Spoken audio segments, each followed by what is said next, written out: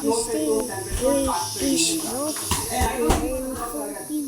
Tingin ko nga, parang gusto na kailangan maglagay ng oil. Ito naman ang mamigay ng okay, now, so, I don't know na, what you can do is make a well in the center. So, yan, gawa ka ng, push it as much as you can. Okay. Nakita mo, magpupull yung oil sa gitna, di ba? Kung gusto mo na toasted yung flavor ng garlic, you start with the garlic. The more you chop the garlic, the finer it is, the more flavors na yung magiging lasa ng garlic. So, ito, konting amount lang, malasa. Kahit konting amount lang, malasa. Okay, so yan, light brown, you can now add on. Then, kung mo na ipupush kasama yung lasa, so, ano lang talaga, yung garlic and onion. Okay. Now, any chance na nag-iiya ka kapag nag-iwain? Shape. Kailangan makalit yung cheese. Okay. Kasi those noobs, nabuboost mo yung onion, lumalabas lalo yung sulfur pang nakapag. Pag in-use a sharp knife, konting action lang iiwan, mas nare-retain mo yung juices na tupos ng chili. Look at the So, vlog. di ba, translucent na yung onion. Yes. Oh my God, roasted na. So yung natin machine, nagtutos yung yung beef. So now, we can add a fry. So maglalagay tayo ng liver spread. Pero kung gagamit kayo ng canned liver spread, don't forget na isama mo sa sauté. Para mapukpok yung lasa ng canned aftertaste. Pwede ngayon natin lagyan ng tomato sauce. Kung gusto mo pang bata, cut mo yung tomato sauce na banana ketchup. So ngayon, lalagyan na natin ng konting water. For what yan, Chef?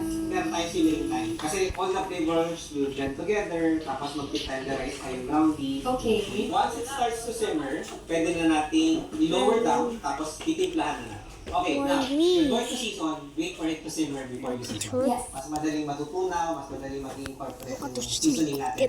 Which in this case, we're using natin. Since Matthew Magic Sarap is all in one, so hindi na kailangan ito pangkalasa. What the headshot? Fresh garlic, onion, immediate spices, sa bawat gravy. So perfect siya para sa mga gagawan sa kusina. At this point, kailangan medyo slightly boost the thickness ng gusto mo. Kasi nga gusto pa natin mag-sweet.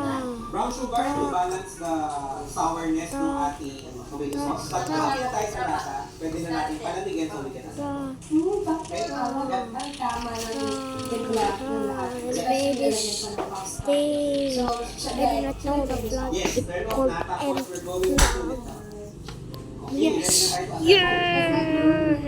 so we can set aside our sauce. Okay, so meron na tayong boiled na lasagna. O na wala akong dapat na ikatakot na ipapapalit ako ni Ronan sa extra. Yes. Level 6 wow. Medyo naging effective naman yun dahil kahit papaano ay bawasan na ang pag-iisip ko. Sa kapatuloy pa rin naman nag-i-effort si Ronan na ipakita at iparamdam sa akin na wala akong dapat na ipangamba dahil ako lamang ang mahal niya. Isang araw ay tumawag sa akin si Ronan para magpaalam sa akin. Meron siyang pupuntahan na outing. Mga college friends daw ang kasama niya at matagal na silang hindi nagkikita. Inayagan ko naman siya, kaya lang ay naalala ko na same school nga pala sila ni Andrea noong college sila. Kaya nagkaroon ako ng hinala na kasama doon si Andrea. Ronan, pwede ba akong sumama sa outing ninyo? Tanong ko. Pwede naman para makilala mo rin ang mga friends mo noong high school.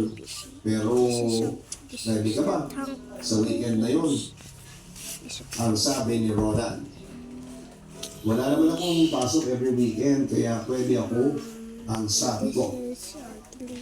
Alam ko na time yun ni Ronan na mag-enjoy nang wala ako, pero bigla akong inatake ng selos. Dahil ang hinala ko ay nandoon si Andrea.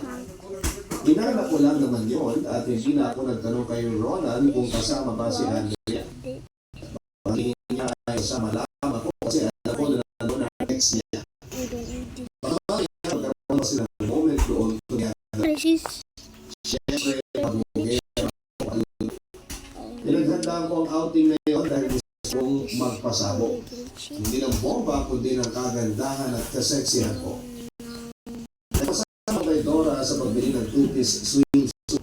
Siya kasi ang magaling sa ganon, kaya kailangan talaga ng tulong niya. Namahan naman ako ni Dora at 3 pares ng two-piece na swimsuit at nabili ko sa mall. bang meron? Nagbumili ka ng swimsuit? Nagpapares pa talaga? May photoshoot ka ba para sa sexy magazine o sasali ka na sa Miss Universe? Tanong ni Dora sa akin habang naghihintay kami ng masasakyan jeep pa uwi. Please. Wala naman. Gusto na ngayon ganyan ang suot ko pag maglalaba. Hindi ko ba nag-iingat? Alam ang bumuna ng outing. Kasama naman. Magkano yung sila? Puro na ba ni Dora? This O hindi pwede. will Mga college friends.